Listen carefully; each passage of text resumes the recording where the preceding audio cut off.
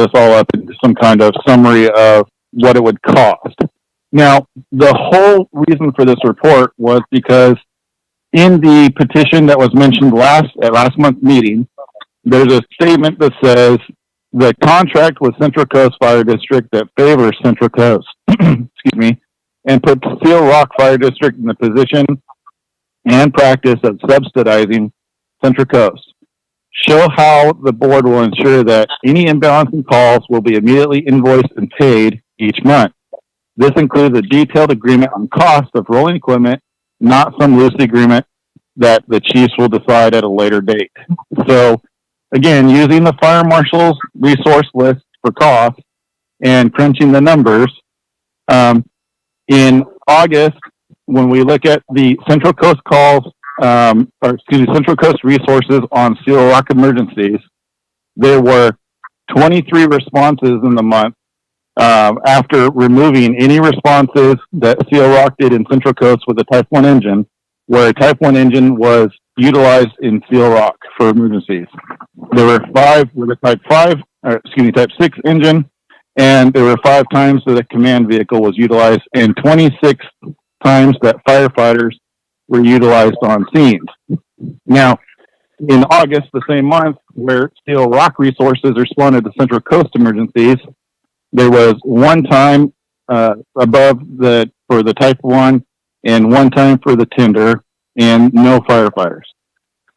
And so at the end of those 2 months, the response cost for Seal Rock emergencies that had Central Coast resources responding would have been $3,128 after subtracting out the Seal Rock cost, and the cost for Seal Rock resources on Central Coast emergencies would have been $155. So this same process was calculated for September and October. The end result was total cost for Central Coast Fire and Rescue Resources, $9,690. Total cost for Seal Rock Fire District Resources, $1,585, leaving a remaining balance of $8,105 that would be due to Central Coast to cover costs of resources responding on Seal Rock calls after removing any of the duplication that I had mentioned before.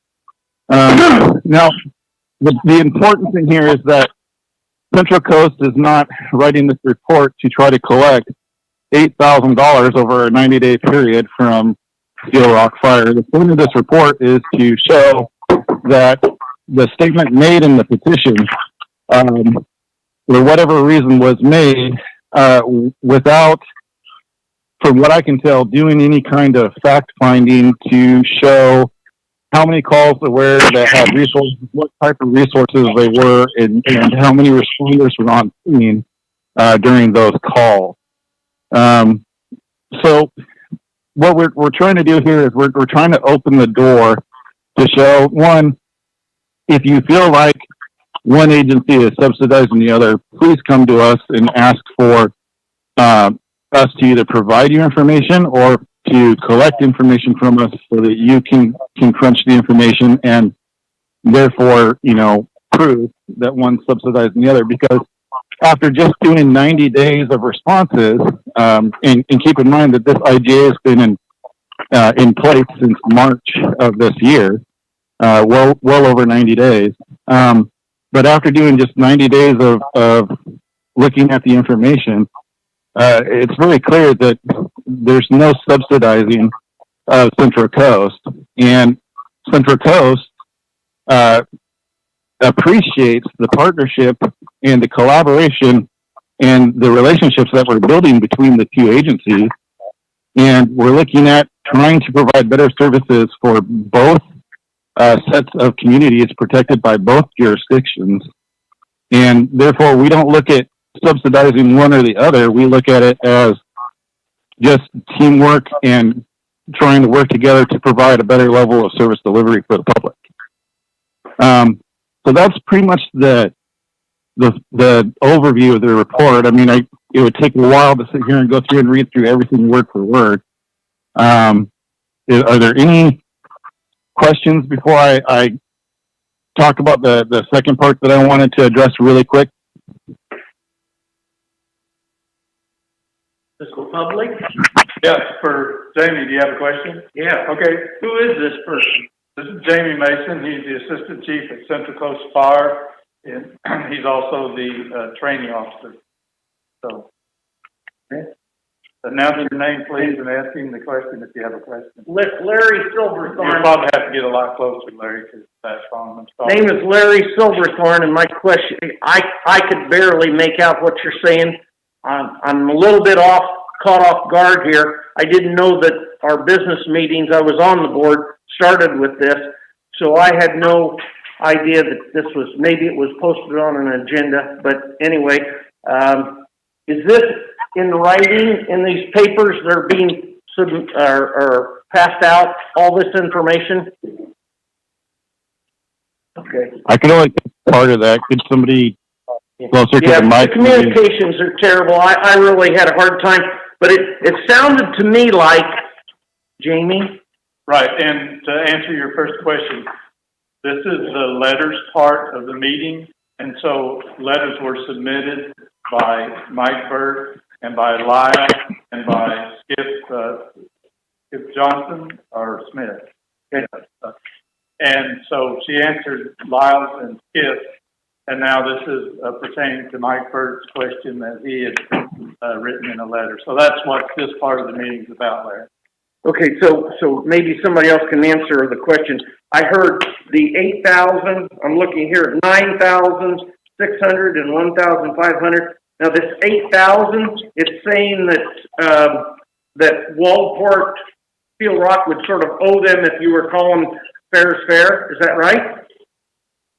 If we were calculated per call and per resources on scene using the state fire marshal's resource typing and cost, then yes. The Central Coast responses have put more resources and manpower on scene.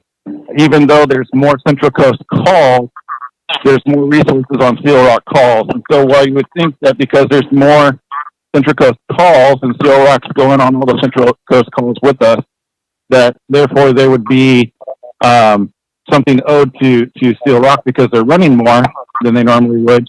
But because of the number of resources that we put on scene from Central Coast, it actually overruns those numbers and then turns it into where you see here, the 9690 is to get to the 8105 is the 9690 subtracting the 1585 that Steel Rock would have got to get to that final number. And that final, after removing Steel Rock's costs, there would be a remaining balance due to Central Coast. Well, I don't know. This is all new to me, but Steel Rock doesn't have near the personnel, I would say, on a daily basis as Central Coast. So I'm not trying to. I'm just off the cuff here with not knowing what this is. You know, Central Coast would have a lot more personnel that were on duty, so it makes sense that they would, but my understanding from hearsay and rumor that Central Coast every month had more calls than Steel Rock. Is that correct or not? It goes up and down. I would say if I was trying to average it out, I believe it's about 1/3 of the, so 2/3 of the calls are Central Coast and 1/3, or excuse me, how do I put this correctly? For every 3 calls, 2 go to Central Coast, 1 goes to Steel Rock. Is that correct? Yeah. Every 4 calls, 3 to Central Coast, 1 to Steel Rock? Yeah, sometimes. But like I said, it really wavers from month to month. And if somebody would like me to run a call volume summary, I'd be happy to do so. And then you can see month to month the actual numbers. Because to say it's always 2 to 1 is not true. There are some times when the Steel Rock calls, for whatever reason, are higher, and the Central Coast calls are lower. But like I said, throughout the whole year, it's really hard to put a pinpoint and just say, well, it's always this way. Okay, I won't tie this up any longer. That's my off-the-cuff questions. Thank you for your time, and I'll get out. So, thank you. All right, are you done with that, Jamie? No, So there was one Oh, other that's my statement question. there. Okay. You're back on, Jamie. Oh, okay. Everybody's done with questions for that part? I believe so, at this time. Okay.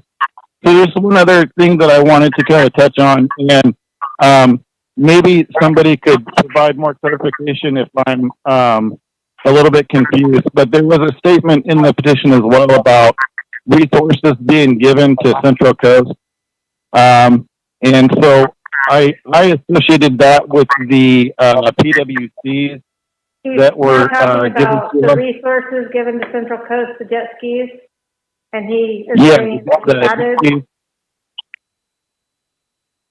Yeah, so I've been in county for a while, and I was at North Lincoln previously, and I even went through the paperwork when we took possession of that equipment. Those skis originally were North Lincoln skis. They were given to Central Coast quite a while ago, and when Central Coast dropped down to just the boat, they were handed up to Seal Rock for Seal Rock to use for a water rescue team. And so when there was a conversation about the skis no longer being utilized and needing maintenance work, we offered and asked to take them on and get them fixed and try to get them back in rotation so that both districts could benefit from those PWCs. There are future plans in the works right now for those skis to be housed inside of the boathouse, which will actually be on the Alfie bay at the port, where they're readily available for deployment for any kind of emergency. The skis, they are going to repair and fix at their cost, and they're going to be housed at the LC Bay and be able to be used there. Okay, so thank you for that report, Jamie. It's very difficult to hear you. Yeah, I'm sorry. I'm calling in on the phone. I'm not sure if maybe it's just a bad connection or something. Right, and I will get a full copy to everybody of the report you gave. So then from last week's agenda, or last week's note, was Paul Ramola. He wanted a copy, or wanted to know how I am not I don't have a conflict of interest. I have. That's not the question. The question was, take your letter on it. That's part of the question. Question is, Peter Benjamin made two comments. One was, do a two-time. For the budget, he said, wait a minute, he said the lawyer said they revert back to the previous meeting.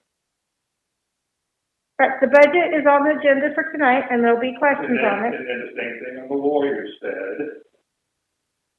Didn't ask for you. They asked for something with the posts for paid. I mean, I don't care if they pay you $1. Don't pay the employee. Right.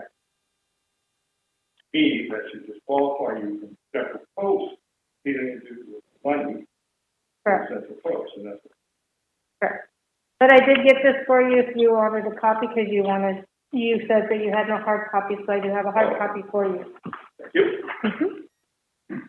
Right on Peter Benjamin's thing. He apologized. He said, that's all I can say. And then on conflicts of interest, if you go back to the training for board members in the state of Oregon, there's two actual things for any board member or council member or anyone in government whenever it comes to a conflict of interest. And that is a perceived conflict of interest or an actual conflict of interest. And so somebody may have a perceived conflict of interest. And so in my opinion, whenever something like that happens, I know it's happened to me in the past, that what all would be probably the best thing to do is for someone who give that perceived conflict of interest, and then ask if there's anybody in the audience that has a problem with that. And then once everybody either says yay or nay or whatsoever the thing, you know, is, if somebody in the audience says, hell no, I don't want you on that, then you should recuse yourself.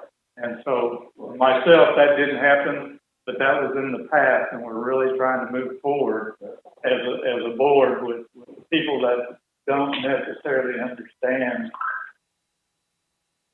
how things. I understand.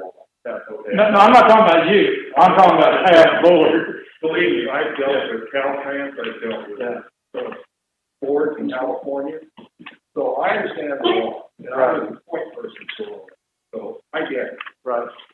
My question is, I want to know one of two things. Let's spell it out. Is the lawyer giving Peter Benjamin or the board that advice, or did he actually say what I heard said about the budget? You're going to address that later, then. It was a miscommunication of not understanding. There was two questions out, and I think he grouped them together on that. Did the lawyer say no? No, the lawyer said the budget has been done wrong. Okay. Well, according to Peter, the budget was. Well, that was Peter. That's perfect. You answered my. And that's been a problem, but now it's going away. Okay, so. And yes, please understand, I'm not talking about you. What I was talking about in the things that in the past has been board members and others that just did not understand that conflict of interest, and for several years. I've never seen that. Oh yeah, it was, yeah, it was. Okay, so next on the agenda is going to be the approval of last month's minutes. Is there any objections from Dustin or John, Larry, for any of the minutes? No, they look good to me. Yeah, they're Good? Very good. We'll very get them. Okay, do I hear a motion to approve the minutes? I have a motion. I'll make a motion. This is John. Okay. Actually, To approve the minutes. Dave can't make a motion. He wasn't at the meeting. All right, So it'd be John. So John, you're going to make a motion to have the second? I will second it. Okay, all in favor? Was, Minus Dave? no. Oh. Dave made the motion, but he can't. No, so John made it. So John just said he seconded. No, Dustin did. Oh, Dustin. That was Dustin. Dustin Okay, did. they're on the same page. Yeah, Dustin seconded. All in favor? Aye. Okay. So the meeting minutes will be put on the board, or put on the website. And now it's going to be Tom Wilson for financials. Yes, this is Tom Wilson. Can you hear me? Hello? Yeah. Yeah. Hi, Tom. Oh, okay, good. I'll start. Hey, Tom, Yes. just a half second, for the people in the audience, if you've got your cell phone with you, you can call into the number and put in that in and listen on your cell phone and hear everything a lot better. Okay, Tom, thanks. Okay. Are you ready? Yep.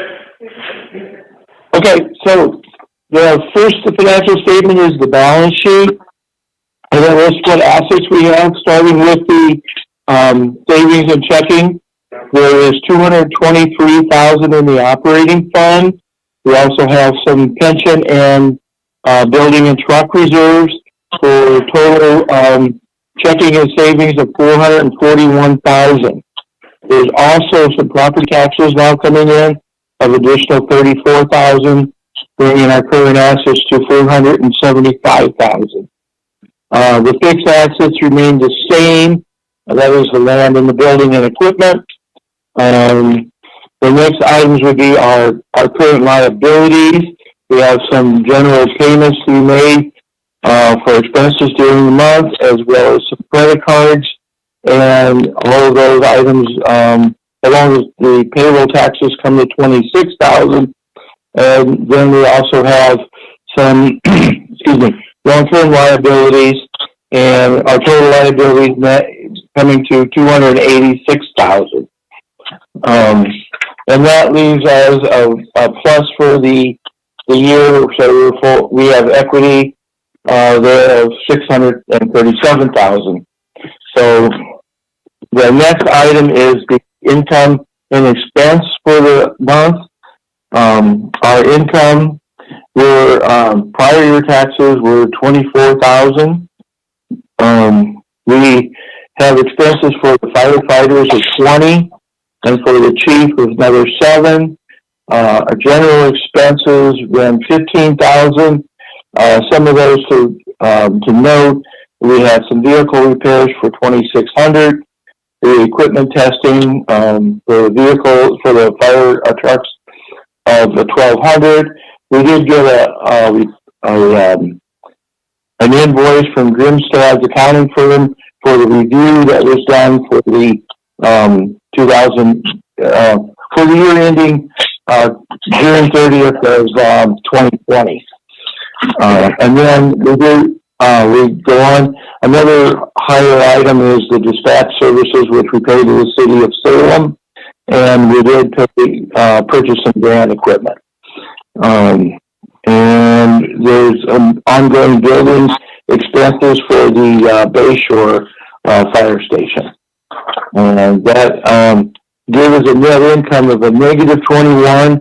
We should be receiving more money as we go down and you see property taxes. So the next item on the agenda is the budget versus actual.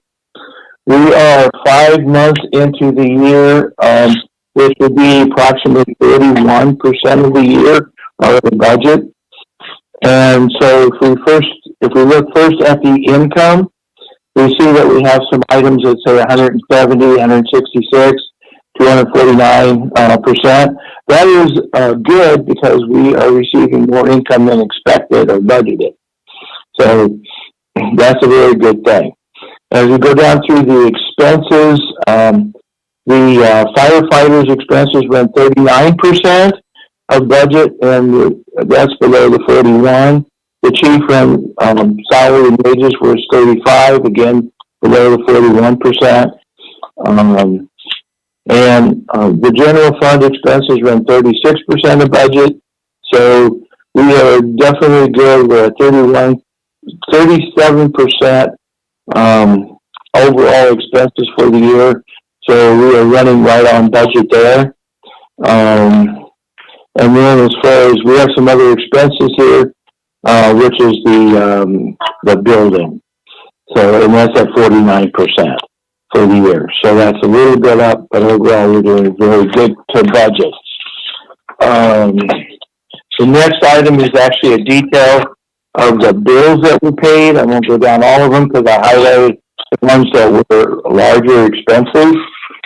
And then we also have the credit card expenses, which are running basically normal for the year, for the month, really. The other next item is just a detail of exactly who we spent money to, as far as every check that we wrote. Last month, for December, we're estimating we would need $36,000 to pay all of the bills, and which we had already funded and approved in last board meeting, and estimating for January of $33,000. And so that's what we're requesting, is to move funds from into the general bank account at $33,000. So, is there any specific questions for me? No. So first off, do I have a motion to approve our budget meeting minutes? Because I have to approve the sentences, right? before, or do I just have to do for the living one? Okay. Okay, sorry, Tom. That's okay. So we just need $33,000 to pay bills this month?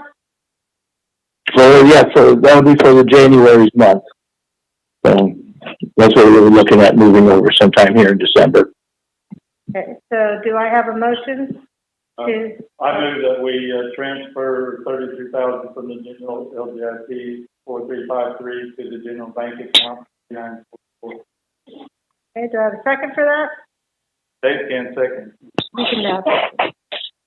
Second the motion. Okay. All in favor? All right. Aye. All right.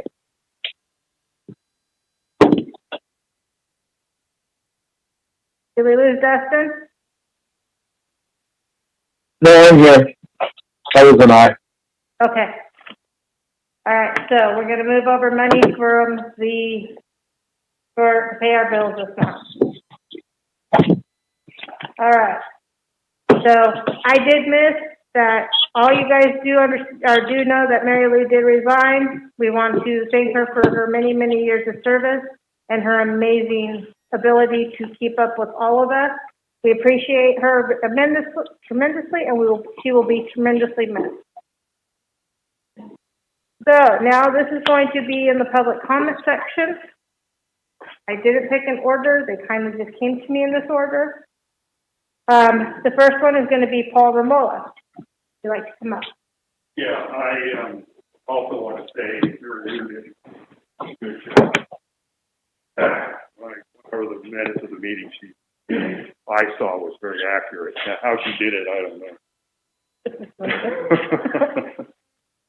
know. These are more forms of questions. You don't have to answer them, obviously. I was at the meeting 3 days ago, I guess. Uh-huh. Interviewed the candidates for the board. Mm-hmm. And kept hearing about team player. Yep. What's your definition of team player?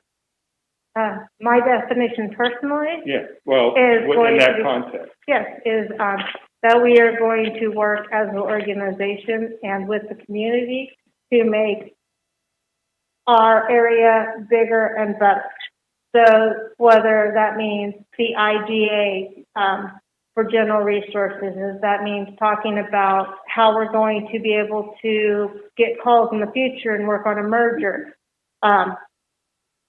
I want to be able to make the committee understand, or the people of our community understand we are small, we have a small number of taxes coming in, and so I want to help with making our community safe, keeping our firefighters safe. And being a team member means that we all kind of listen to each other and we act accordingly to what everybody has to say. Did you mention the word merger in that comment? I did. Is that all you have, Paul? And just real quick, you talked to the board members. I do. I talk At least once a to week. about once a week, yes. So I need to thank you. Okay. All right, Mike. You answered my question. All right. Now, Larry Silverthorne. Can I have my paper? Okay, first off, I'd like to thank Tina and Dustin. They called me. I was in Arizona last month after the board meeting, and it's the first time board members have called me to strike up a conversation. I've gotten back. I broke my back on Monday, so I haven't had a chance to meet with them, but I'm looking forward to that, and I would like to meet with them also with the newspaper regarding these issues that we're not getting answers to regarding the board minutes. First off, number one, the flag has not been up here, my understanding, since I've been home. Paul says for 2 weeks. Can anybody answer that quickly? Why? The flag at this station is not being put up. That's not a board question. That would be for the chief. Well, the board should be paying attention to it, in my opinion. Past questions have not been answered. I've got 3 months of questions. One's been answered, and that board member has now left. sale of new station. I keep telling, I've talked to several board members and said, not selling that station over there. Paul Highfield, my neighbor, said he just got a call from your attorney in the last 2 weeks wanting to know if you would take the station back. So there needs to be some answers. I'm really concerned about the rumors and the facts in this fire department and the board. The board responds to questions. Now, I don't know why Tom, the fire chief, is supposed to be in this meeting, but I'd like to ask you, well, my time is going. I'd like to ask you as a board, I was told by Tom and Peter next door, they could not, the attorney ordered them not to talk to me. I want an answer to that. When I called Tom and questioned him on it, he said that attorney would call me and let me know why. Hasn't been done. John, I'd like to know when you're doing the review on the chief. And before it's done, I would like to talk to the board relating items that might make a difference in the review. But I would like to know when that review is going to happen. We've been told for 3 months it's in the process. And, John, I would like to know John's not here, but I know John Salthouse has received a letter just like me. And it regards the chief. We were told not to address it to anybody else, but I want to know if it's going to come up in that evaluation, John. You don't have to answer me, but I'd like an answer. When that evaluation comes up, when that letter. And I think that's probably, I know there's a lot more because I'm always long-winded. But I have another question. Dave, am I over? No, 30 seconds.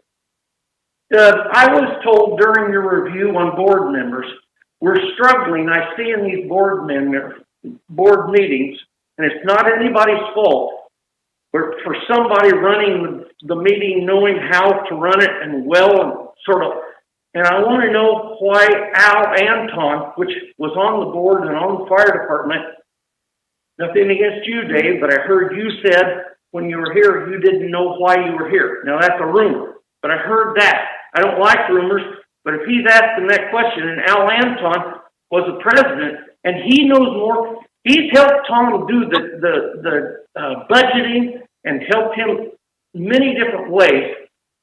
And maybe you can't tell me, but I'm not sure why he was not picked to fill this vacancy. Thank you. Okay. Oh, one more thing. No, your 30 seconds is up. Your time's up. Really? You won't give me 30 more seconds? Really? 30 more seconds. Okay. Main thing, I would like the board to retract this statement made by your fire chief, our fire chief. Statement says in the paper of this article, if we did not have the intergovernmental agency, we would have one person responding to calls, which is not safe. That needs to be retracted and corrected. Yes, don't shake your head at me. Tom goes to calls. He goes to calls, and when a call comes in, it goes into Wallport, the same as here. So, and it goes into the ambulance, and any medical call that comes in, there are 3 or 4 people always that are responding to calls. Okay, That is a false Larry, statement. time out. Your time is up. Thank you. So we do have one paid staff that responds to a call before the end. And Tom is paid, and he is in response also, Tina. Don't take that out. He responds to the call. You have at least 3 people. And so Larry, How's that gonna work? Larry, You tell me. you will be asked to be removed That's fine. if you don't stop. This is your I'm done. your I don't need his comment. Tell me Okay, he's you may be removed and Listen. you're done. Now, I will address, the fire chief is in this meeting. He is on the phone. He is in control of the phone calls coming in and out. So, he is here. He can hear you. We can hear him. That is not as far as the review is tonight. We are going into a executive session, and we are going to do the chief's review tonight. As far as the rumor, Dave does know why he's here. He gave us a very good answer of why he is here. That is why he is on the board. So, that is all of our comments. Excuse me, Yes, I didn't realize I had to sign in for it, man. yes, you may. Just state your name. I'm Paul Highfield, the old Assistant Chief of Steel Rock Fire Department for 33 years. When Tom came aboard, his contract basically said he was supposed to do training, several other things. A lot of this stuff has never been done. I don't know why. The board fell down on part of that, I believe. Nothing against Tom. I like Tom.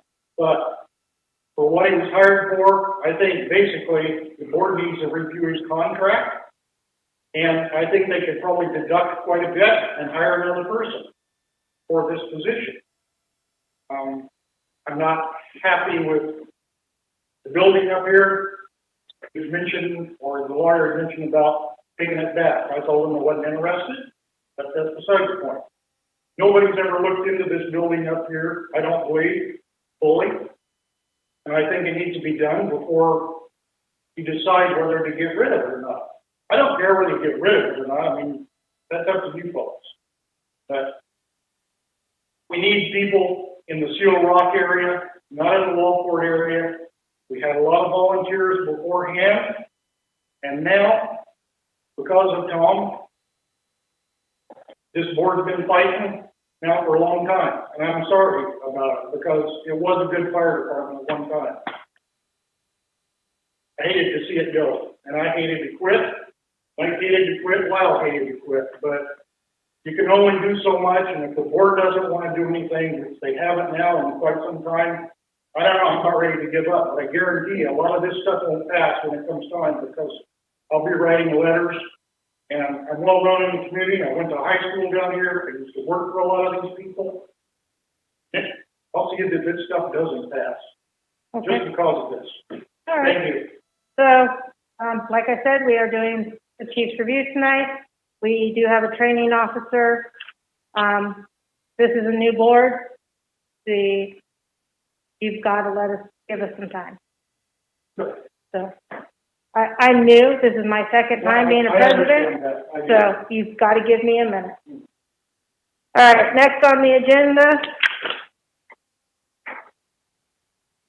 is going to be letters. We did not have any letters except for one, and that was addressed already with the it just basically asked me to how they wanted to structure the meeting. So now we're going to the executive director update. Well, So, there was that one letter that whenever we were doing the interviews that I've been asking for an answer to for 6 months. Yes, let's do that. And you had a copy of it, you said, a hard copy. And Tom Wilson, I you're still on the phone, or are you not there? Are you looking for Tom Wilson? Yeah. I do not believe he's on the phone. Okay, well, we have the report that he gave in answer to a question that Paul Ramola had concerning the 550, was it 558? With half the budget. Yeah, that was supposedly in reserves somewhere hidden away whatsoever. I didn't say it was hidden. No, I know, but still it appeared that way because it was. It was right. I'm not saying that you did. I'm just saying it appeared that way on the form because I looked at it and I had the same question. It's basically unallocated funds. $400,000 budget. And so You have something for me? no, I was wanting to answer that question, and I thought that had that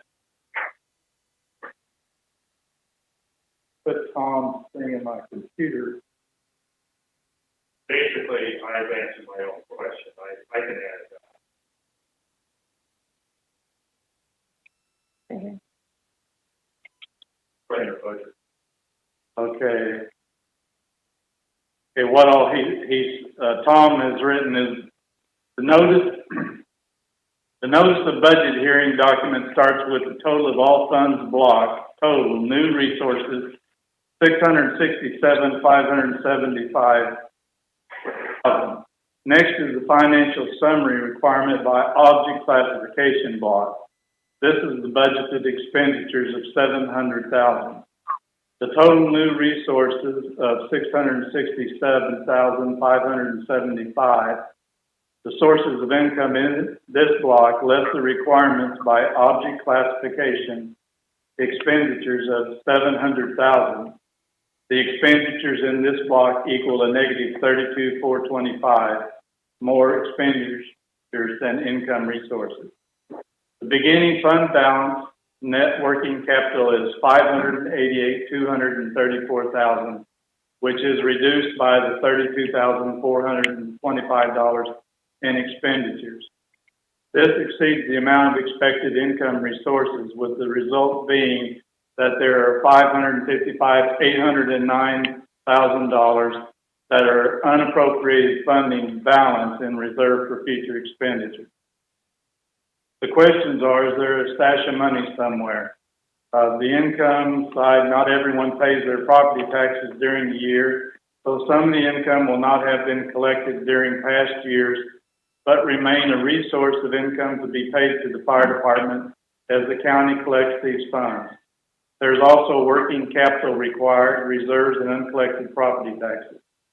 The difference in amounts in the approved budget from 2020 to 2021, financial summaries, resources, and requirements boxes between the $534,875 and the $555,809.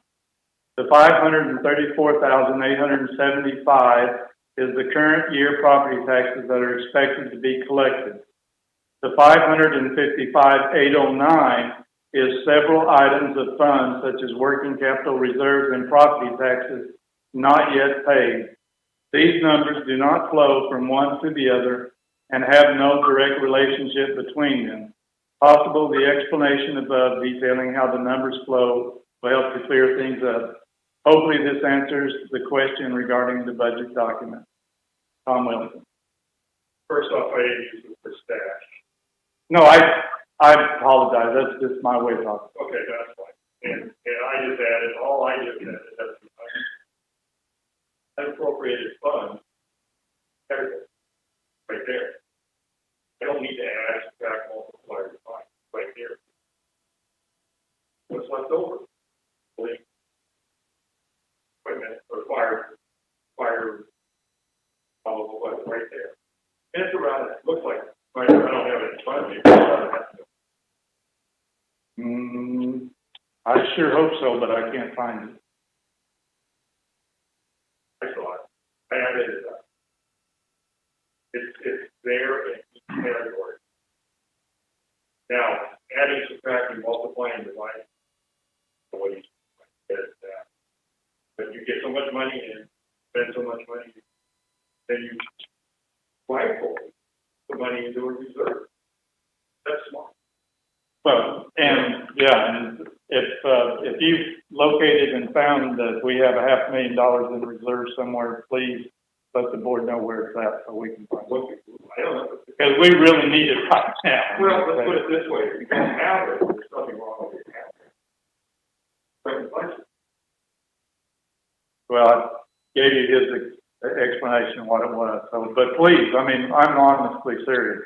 If you have found... So what you're telling me, there is no unappropriated... All that I'm saying is that I can't find $500,000 in reserve funds somewhere. Yeah. I added up, even if it's $300,000, it's still there in the bank, being waiting to be spent on something.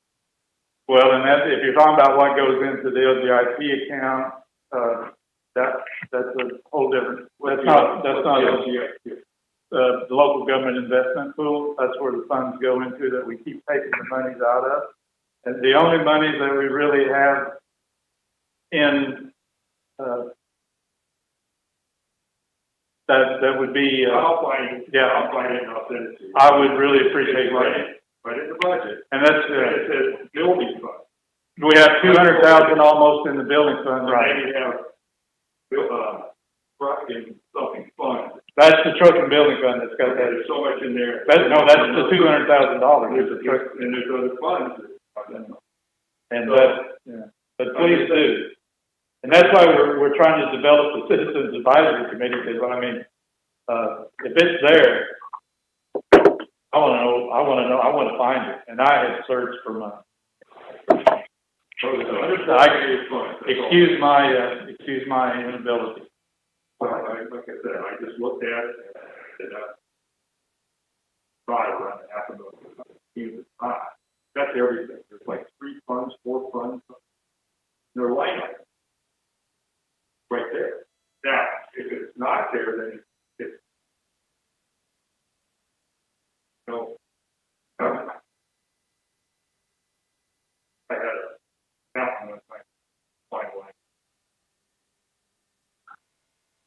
But, you know, I don't believe the price is correct, but you can make numbers look whatever. But I'm not an accountant. I just go in and look at the numbers.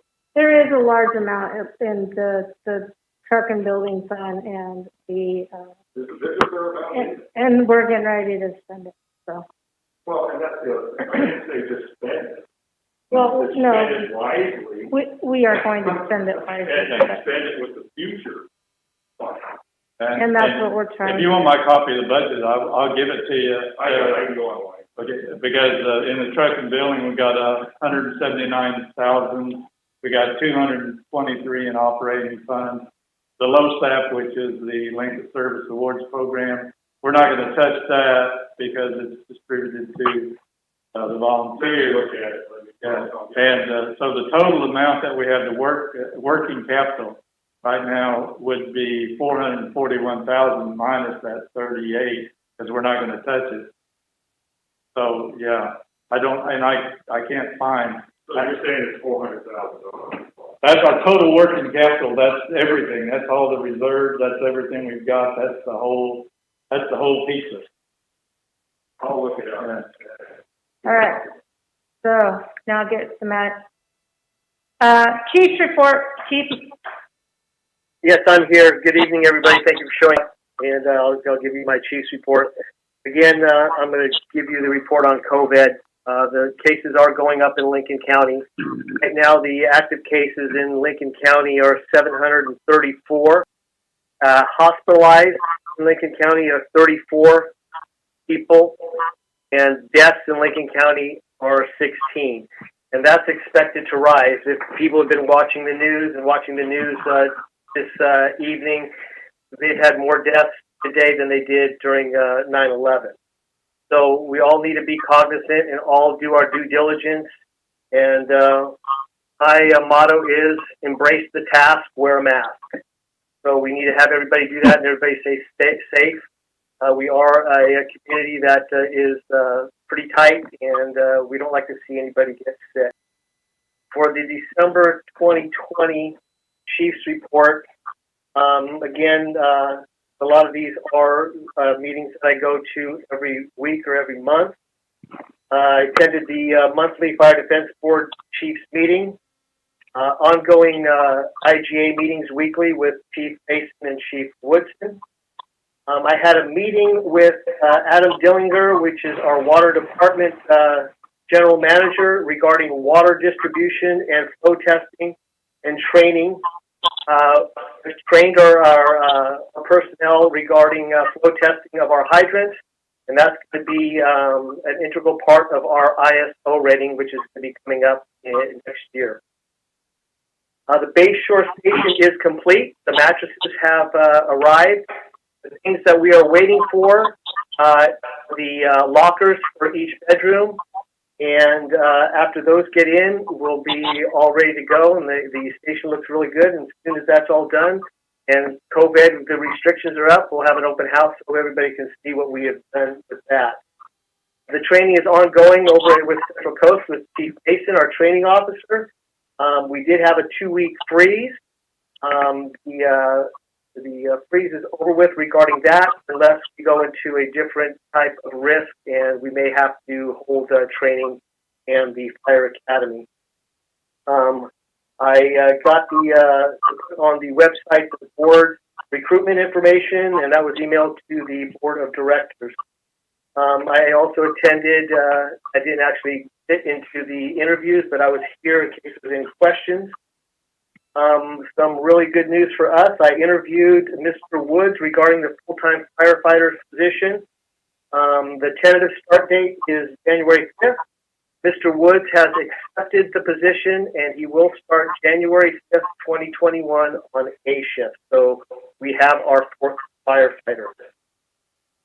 I met with Chief Harvey regarding the Newport fire department, and they're getting a new frequency. So I met with him so we can get all that coordinated, all the different frequencies. The Lexipol policies have been reviewed by my office as well as the board of directors. It now goes to the firefighters to make sure that there's no complications with their MOU and the policies. They're going to have to go through that.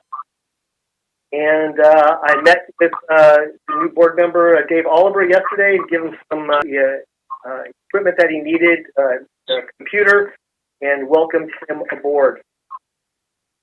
The next thing that I have is our call status for the month.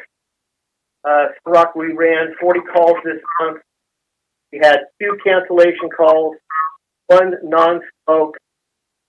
We had 3 public assist, 1 fire alarm, 2 building fires, 2 motor vehicle accidents, and 29 EMS calls.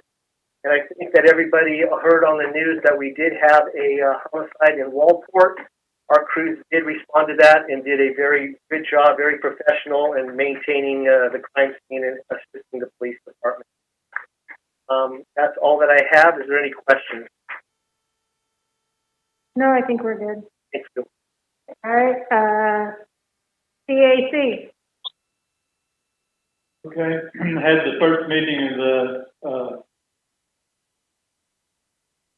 the Citizens Advisory Committee, and Linda's here. She was attending the meeting. Did you want to say something about that, Linda?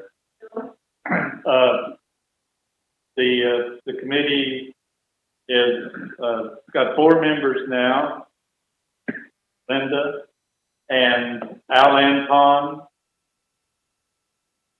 Mickey Lindquist, and Jamie Mason. And Jamie, the group asked him if he would be the chair, leader, whatsoever the group is going to follow.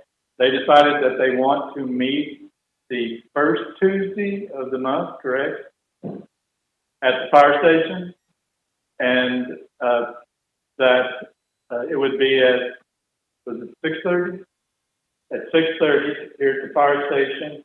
If their public wants to attend, if more people want to attend, we can have up to 9 members. We have the 4 members. Would love to have a full complement of people. And the committee asked that we, as a board and the committee, meet at the February meeting on the first Tuesday at 6:30, so that they can ask questions of the board on direction, etc., what all the board may or may not expect of them. And I have tried to give the best that I could give to the advisory committee, that this is the citizens committee, that the board is not to be pushing in any way, not to be trying to get some type of agenda board may have, just that this is for input and it's for things, and that there are certain vehicles that the board has allowed to be built into the committee that gives that committee certain advantages that are over maybe other agencies throughout the state that have such things. Also at that meeting, Joe Bartling and Derek Udith were there from the Firefighters Union, and they're kind of watching. It was a very encouraging meeting. I think it's going to be a wonderful thing, because it's a chance for people to talk and ask questions. I think it was probably 2 hours long, and since Jamie Mason, a lot of people may or may not know, but he lives in Steel Rock District. and he bought a home here in the district, and so he lives here. So he very instrumental in answering a ton of questions. I don't know if Mickey has anything she wants to say because she was there for me. If not, I'd be surprised. But did you have something? Good, thank you. I'm very disappointed that more people aren't. I tried to apply for the position on the board. I didn't apply for the deal with it.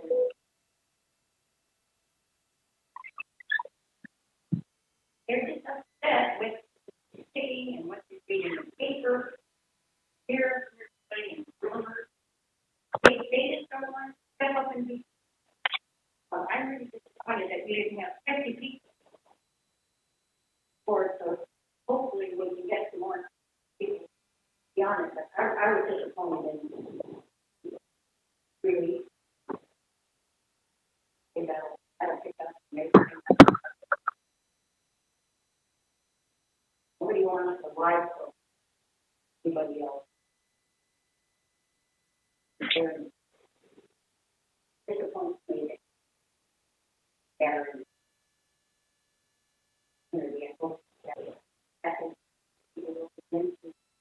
cooperate with each other, but not really. Different things.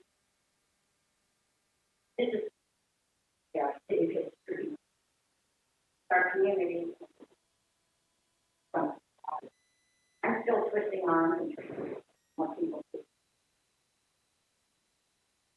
So I guess I would like, since the committee had asked for that, and the committee can ask the board or board member to make a motion, that I would like to make a motion that the board meet with the Citizens Advisory Committee on their meeting the first Tuesday in February at 6:30.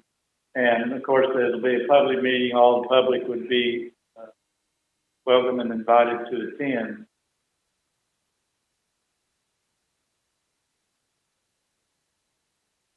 Somebody like to second that? Okay, so we got a second. All in favor? Or is it, John? Dustin, are you here? Yeah, All right. aye. Do you have anything to discuss on that? Any problems with that? No, that sounds like a good idea. Okay, Dustin? The question that I have, the idea behind the Citizens Advisory Committee was to distill some of the concerns from the public so that they could be presented to the board during our regular board meeting. So just my understanding right now, and correct me if I'm wrong, but it seems like our participation in the Citizens Advisory Committee meeting would be redundant. Am I not understanding something correctly? Did you want to answer his question, Linda? I couldn't hear. This is Dustin Joe, and Dustin said that he didn't understand why the Citizens Advisory Committee wanted to meet with the board, that it seemed redundant to him. So could you kind of explain how the committee felt about trying to work out the different things that you talked about? Well, I think what we are hoping gain from that is an understanding of what are you thinking that we are going to try as a community group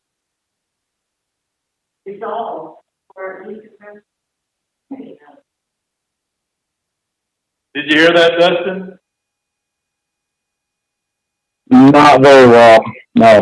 What she said was that the committee was wanting direction on what the issues are and what the understanding would be as far as why the board has decided to develop this committee and goals that they may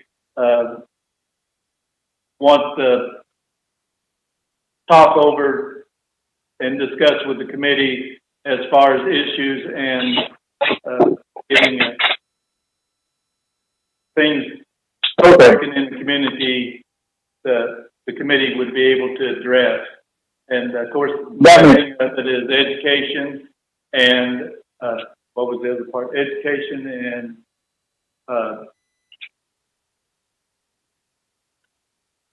public information, yeah, being able to address the public. Okay, great. Yeah, no, I understand that, and I agree wholeheartedly, and would certainly be supportive of that. So thank you for providing that clarification for me. Thanks, Lynn. Okay, now to vote, I have a motion on the table, I have a first and a second. All in favor? All right. Okay, so the people that can make it will make it, and we will gladly come to your meeting and help you, or see if we can help you, see what you need or want. And also, just as a follow-up to that it would be a great time, because the community will be there, that community could give their input, and in this setting, we're not doing board business, so to say. We're just, as a board, answering questions from the committee, and I'm sure that other people will probably be there, and instead of having 3 minutes, it won't be the board that'll be directing the meeting, it's going to be committee directing the meeting. Because all the board does is policy. A lot of people have trouble understanding that. We just said policy. All right, so on to old business. So first off, we need to appoint some positions, the secretary position and the treasurer position. I kind of would like to nominate Dave Oliver to try to be the treasurer, give him some more understanding. Anybody else have anybody else that they would like to see maybe try to be treasurer? Dave, But I mean, if I have to get my feet wet, I'll go ahead and try.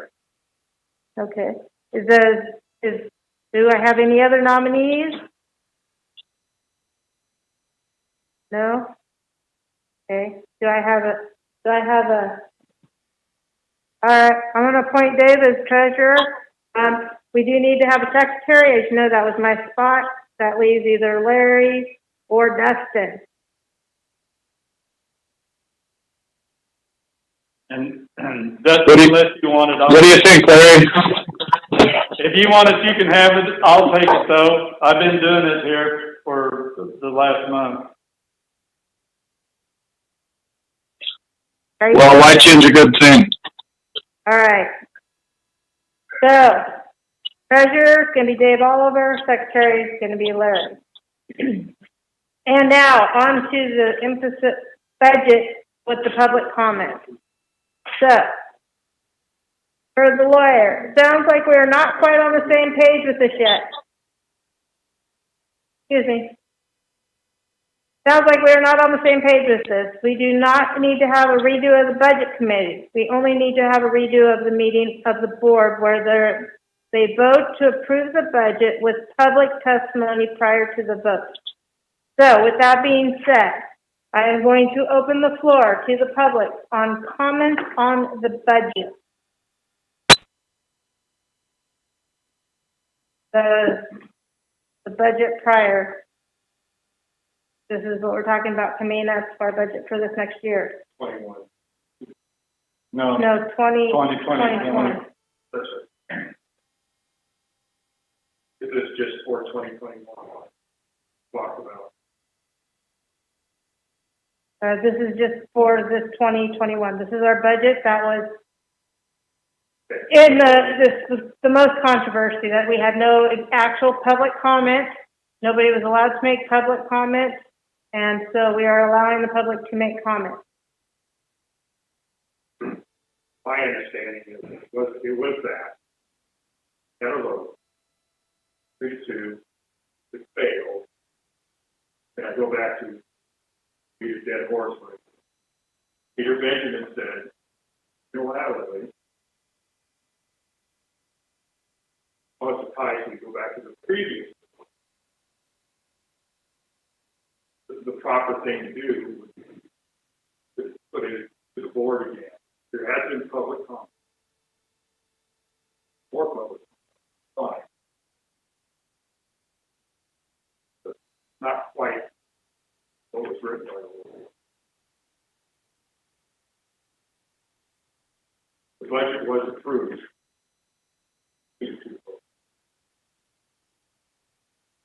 Well, yeah, it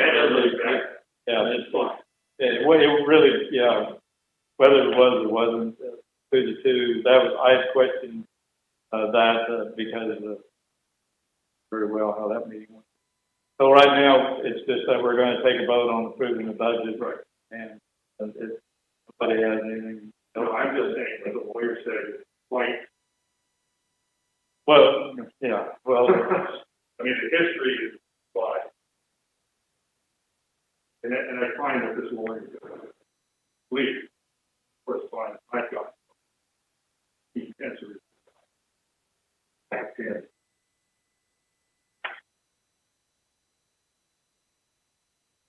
I move we approve the budget for the year 2021.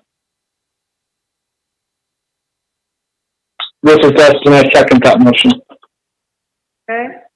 All in favor of approving the budget for 2021? Aye. Aye. Aye. So it unanimously will be voted in this time with public comment. And so then, as you all just heard, we do have a fourth firefighter who will be starting on the 5th. His first name. Cody Wood. Yeah. Cody Wood. Wood. With that being said, we do have an addendum to the firefighter contract. Everybody has got a copy of it. All the firefighters are on board with it. So we are just going to vote real quick to have this added to their contract, and it's just stating that the firefighters coming in, they will be on a different pay scale, pay scale. So it'll go by their years of service for the county, and they will be signing this along with as board members. This has only to do with their contract. It has nothing to do with anything else other than the new firefighter is going to start at a lower wage. There'll be no public comment on this one. It is addendum to add to their agenda. So do I have a motion to approve the addendum? So my question would be, should this be a resolution?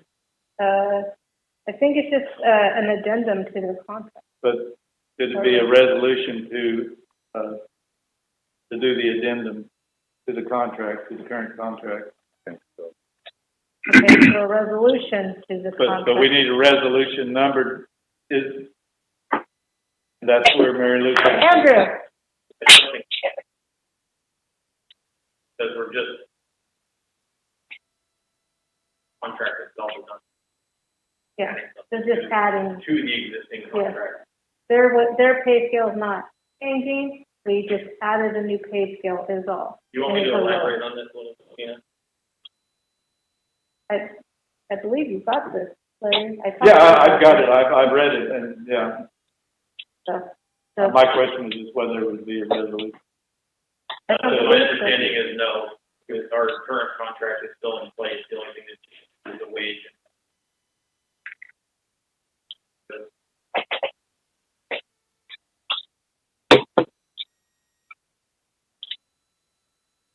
I have a question. Mm-hmm. Because the new contract, It's not a new contract. It's just the pay scale. so is the addendum going on the current firefighters? So, can I say? Yes, go for it. Okay. So, currently all 3 full-time are classified as to allow the district board firefighters propose a firefighter lower wage. Just keep our wage the current at the same. At a job classification change titled as engineers, so our job is So our wage stays the same, we'll hire. That will. Actual meat and bones of the contract all stays the same. Except for the job title. That's the only thing. So my question was, if there's new firefighters with a new contract, why do the new firefighters need an agenda on the brand new contract? Because I understand you guys have. all of the firefighters are subject to the same. The only thing that changes is the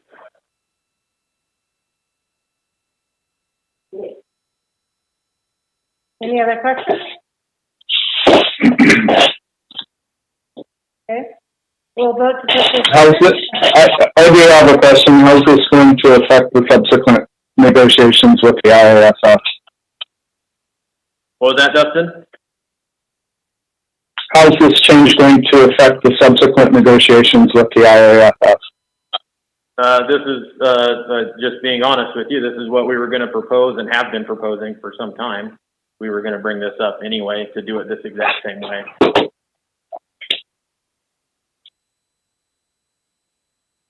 Is that a helpful answer? No, that's the answer of what happened in the past. What I'm asking is how this is going to affect the subsequent negotiations in the future. I don't see this having any impact on our subsequent negotiation. Okay, thank you. Any other questions?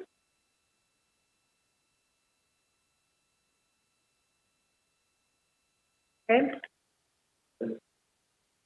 Like I said, I've read it. So do I have a motion to put this addendum into the contract for the firefighters so that we can have a fourth firefighter?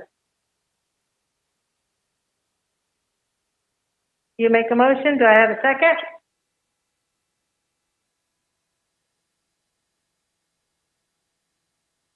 I'll second the motion. Okay. All in favor? Aye. John? Yeah, I'm uncertain, but I'll vote yes. Okay. Dustin? I'm a no. Okay.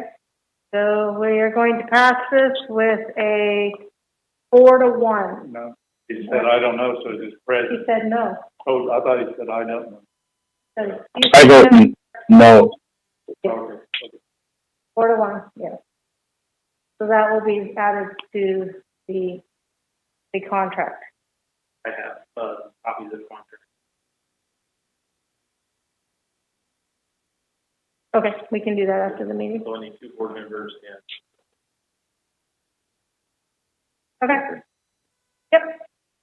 And we heard about the CAC. So then Facebook. So as everybody is aware, I do have access to the original Seal Rock board Facebook. I have been posting on it for volunteers, and I will be also posting on there for the CAC now, so that maybe we can reach more people, and I'll get some information out for you guys on there.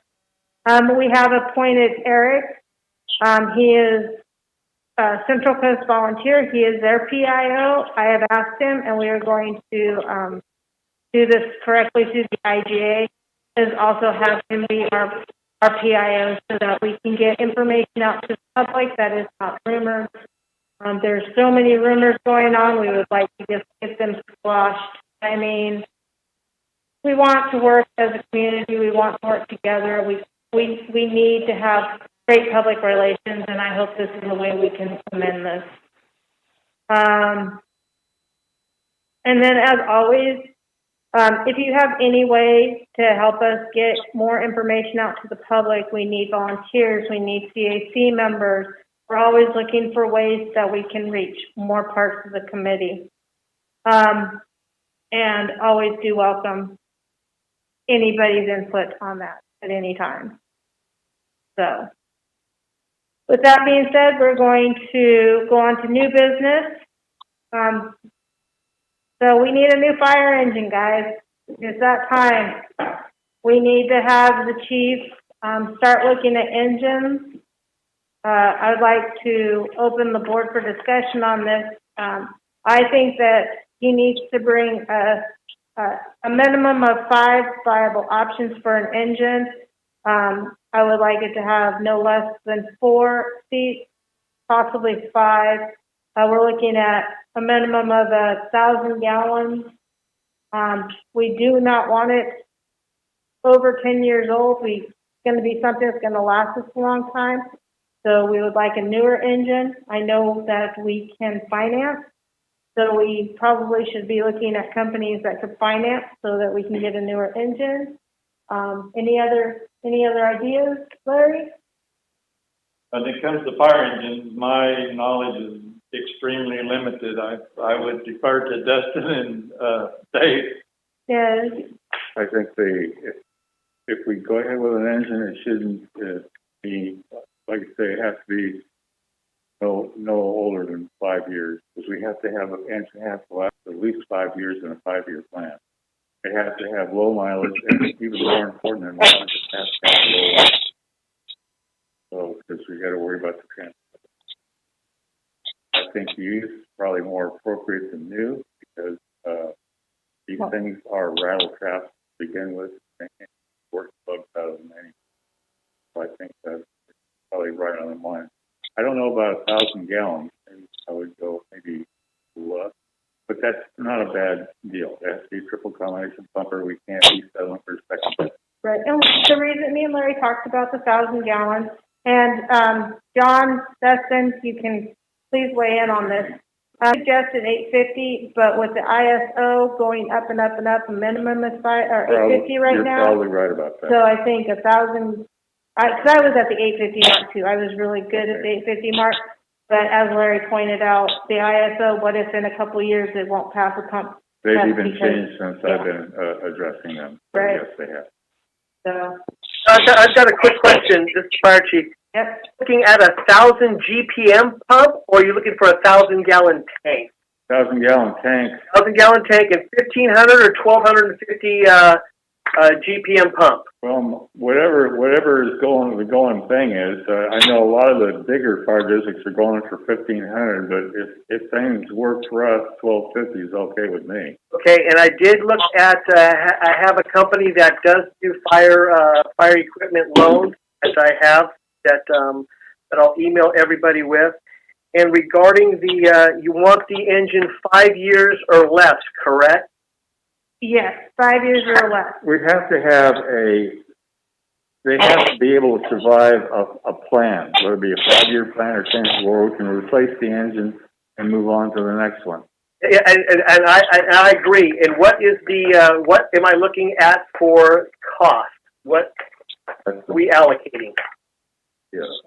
I'm at the heart of 350 to 400,000. Okay, that sounds like what I was thinking. Don't go any higher than 400,000. I'd like to comment on the side of it. Dustin, what was that? I didn't hear. That was John. John, what did you This is John. I want to, we have, as a tradition in this fire department, stayed out of debt. It's one of the guiding lights that was in the department many, many years. And John, you're very, very quiet. The board always paid its way. And we've saved money. We have a truck and building fund. How about we use the funds that we have in the truck and building fund to buy a new truck? And use those funds the best we can, but limit ourselves to the use of those funds. Well, and John, don't come out that's going to be the down payment for the truck that we will use. But we cannot buy a truck that's feasible with what we have saved up in the truck and building fund. We are not buying a 10-year-old truck that's going to clunk on down the road and have to be fixed every couple hundred miles. Well, the engine we have now lasted 30 years, right? It's broken. It's broken right now, and Whoa! It is not broken. What are we saying that it's broken? What are we talking about that it's broken? It's broken on it. It had the pump test. Did the pump test. It passed all of its equipment tests. And I keep on hearing that it's broken, but I haven't had any paperwork sent to me saying that it is broken. So if you could please, Okay, sorry, Tom, my referral to broken means that it's, when you hit an engine that's got 30 years on it, it's no longer, from my point of view, it's not even useful as a secondary or third type engine. okay, so it's not broken, it is just, past its... It's not front line. Okay. You had something, Mr. Heise? Basically, in the past, like John said, we've always paid for it. I realize prices are going up, so that's gonna be hard to do. But if you decide you ever want volunteers back, we've always kept an engine simple. Not all of the fancy. I mean, how often do you use it? 3-4 times a year for fires? So you're going up, which to me is wrong. Sorry. You need to take a rescue rig or for your medical calls, not firing. Okay,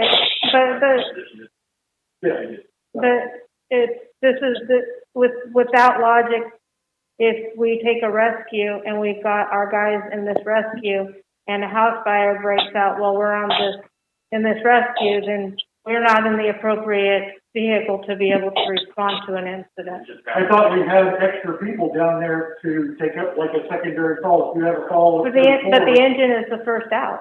Okay, but if you've got a medical call 34 miles up the river or whatever, and then we have a fire call in Gulfport, your engine's clear up there. That doesn't, well, it's never computed before. I'm not a paid guy, so I just keep things simple. Okay. Thank you. So, Tom? Yes. We would just like to see what our options are to try to get a new engine. Okay. And What I will do for the board next meeting, I'll give you the price breakdowns of the engines in regards to 5 years and less, and then I will go with 6 years and more, and do a price breakdown on that and see what we can get. all right, I appreciate that. Thank you. Certainly. Okay, so the next item on the agenda is the grain building. So we have done our due diligence, and we have looked into retrofitting that building. It cannot be made a fire station. Told numerous times it is a pool building. It cannot be made a fire station. So we have been trying to rack our brains as a team and decide what was best with coming out to that building. We did have our attorney approach Mr. Highfield. We thought that would be best rather than us coming to him. With all of that and all the information we've gathered, we have sat down and thought about the best use for the green building, and we would like to see if we can make it a training center. So making it a training center to be able to encompass a whole lot of trainings for both Steel Rock, Central Coast, hopefully be able to rent it out to anybody in Lincoln County or anybody in the county. Jamie, are you still on the line?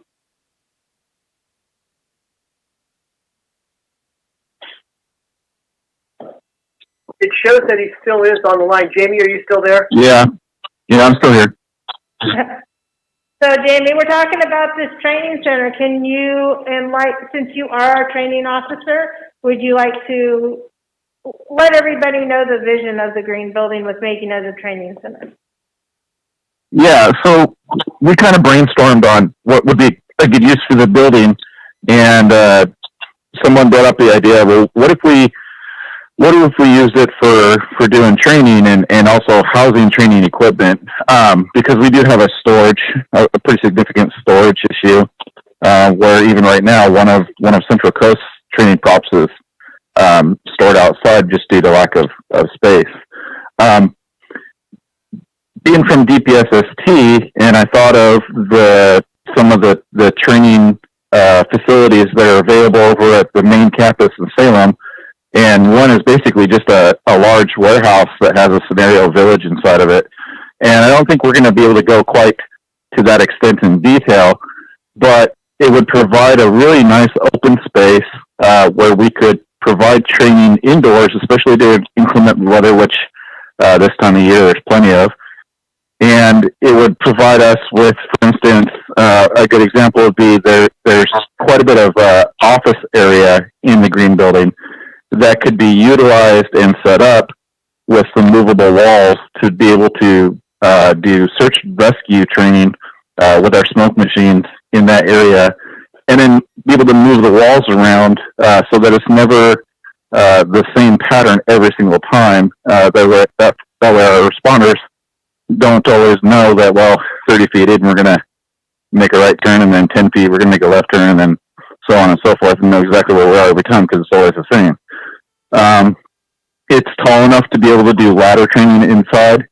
It's large enough to pull a vehicle inside of and be able to deploy hose lines inside. And we'd like to add to it in the future as well, as grants are available or just funding becomes available for possibly adding a car fire prop out on the front apron, maybe even a Connex or two that we could do live fire training in the future on that property site. So while it can't be used as a fire station, unfortunately, it has great potential as being another resource to the county, especially in the South County here for us as a training facility. This is Chief Sakaris, and thank you, Chief Mason. And I do agree with you. There's going to have to be some modifications. It's going to take a little bit of time and money to do that, but it is a good resource for the district, as well as we can, if we had to, we could put a classroom in there so we could teach classes in there to various, different agencies, not within Lincoln County, but as well as out of Lincoln County. So, the training, we don't have a training center here in South County, so I think that is a feasible, very good option for that building, and I agree with Chief Mason and with the board of directors in going that route, if that's what we choose. Do you have any comments from outside?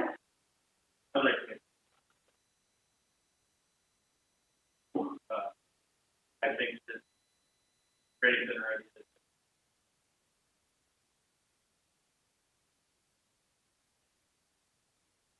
could be more else.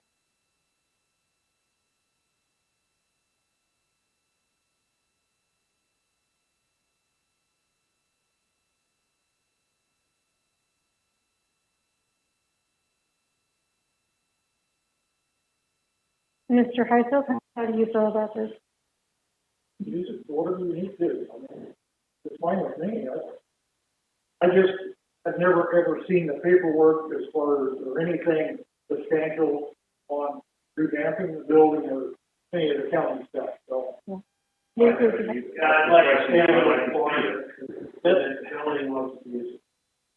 Well, I just heard rumor after rumor. That's one of these rumors over here. Board Director Sotow circulated a letter that was from the previous board. And in that letter, the previous board were informed that the building would not be able to be used as a fire station because of the earthquake standards and the wind standards that are required to provide housing for firefighters.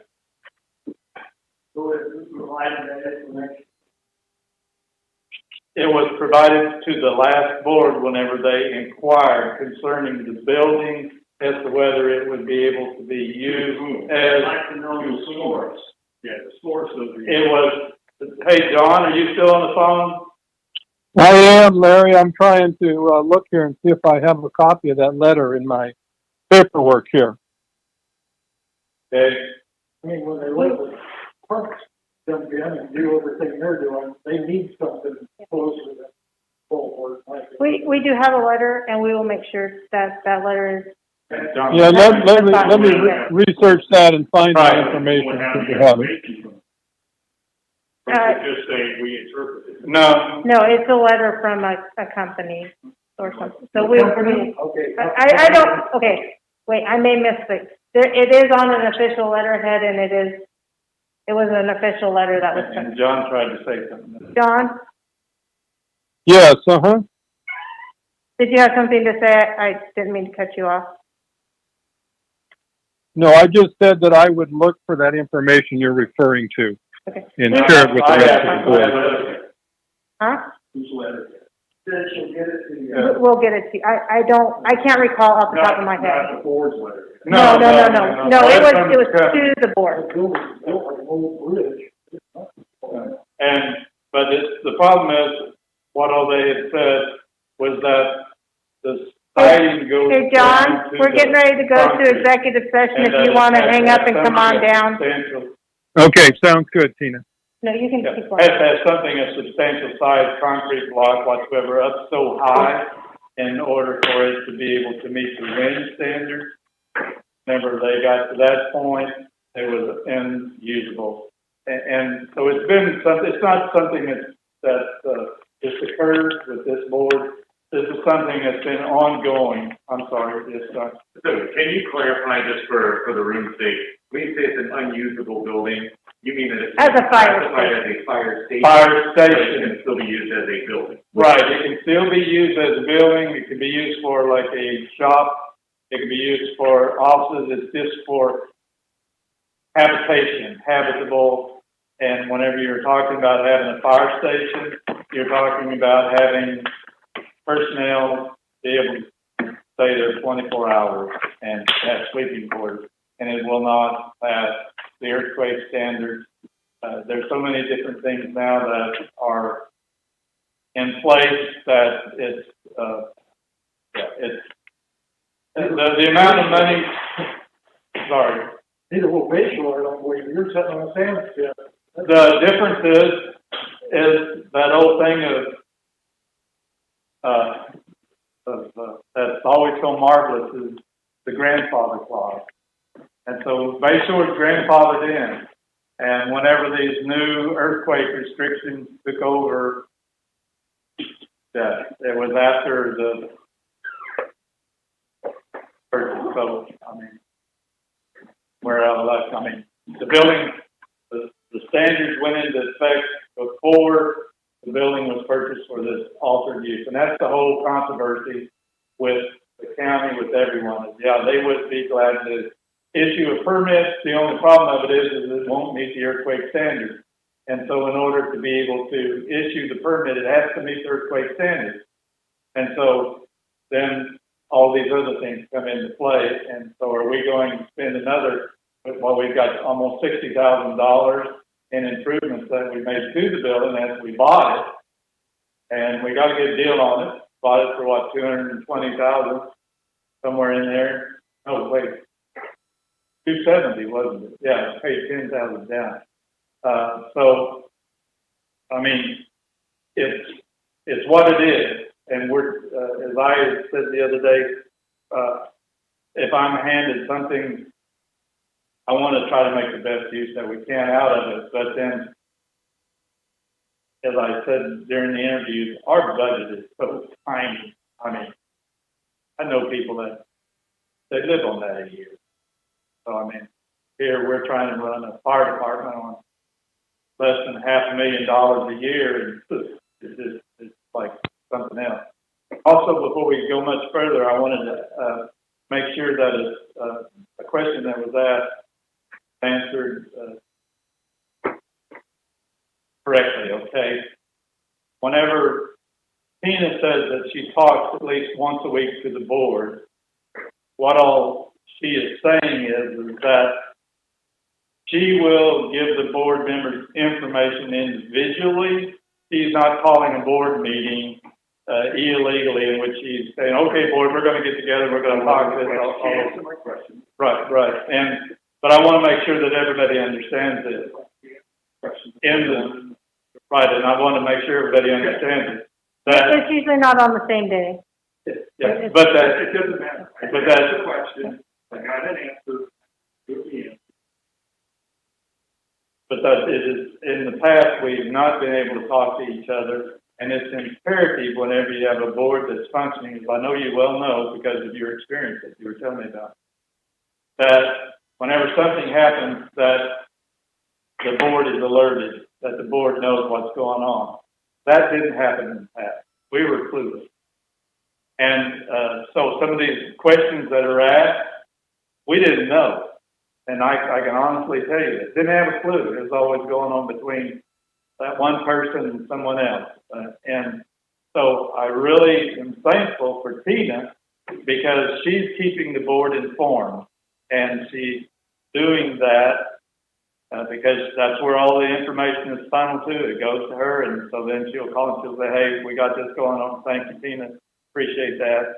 And she calls each and every one. And that's what it takes whenever you've got a good chairperson. So I just wanted to make sure that that was understood, that no, we're not having any legal meetings. Okay. Anything else before we adjourn to executive session? There's a reason to keep the door open all night and the heat going here. Last night it was open all night long. The heat came down the afternoon and at 9 o'clock in the morning it was still open and the furnace was going. I don't know why, but. I was unaware. It has now been aware. We have 2 firefighters here so there we go. We will. Yeah. It was, I think, 4 o'clock in the afternoon. Came by and it was wide open and o'clock in the next one it's still open. Were there I know it's happened before. Were there any engines in here? 35. 35 of them? And the chief's rig, huh? It sure sounded like it from out there when I picked up the garbage cans and walked them back. Turn it on. Just have to turn it on. They probably didn't turn it on because of the COVID thing. Keep it on. Well, we'll definitely, those 2 will get down to the bottom of that one for I would you. have turned it off, but I don't feel like I'm welcome to it. If I can interject, I came in this morning and that door was open and the furnace was off, and whoever turned it off, thank you. I do not know why the door was open, but when I came in this morning, it was open. So I don't know why, and if I do find out why, then we'll know the mystery. But when I came to work this morning, it was open. So we'll just double check doors. yeah. All right, so at this time, we're going to break for an executive session.